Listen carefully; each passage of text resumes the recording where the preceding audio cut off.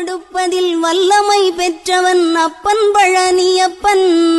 தினம் அச்சம் தவிர்ப்பவன் ஆறுதல் சொல்பவன் அப்பன் பழனியப்பன்.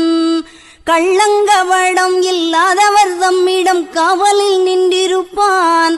அங்கு கால்நடையாய் வரும் மானிட ஜாதியை கண்டு கழித்திருப்பான்.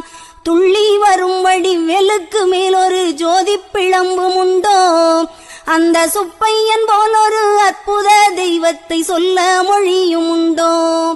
வெள்ளி முகம் 12 கண்டவின் வேறொரு சொர்க்கம் உண்டோ. ஆண்டி வேஷத்திலாயினும் வீரத்திலாயினும் வேலனை வெல்வதுண்டோ.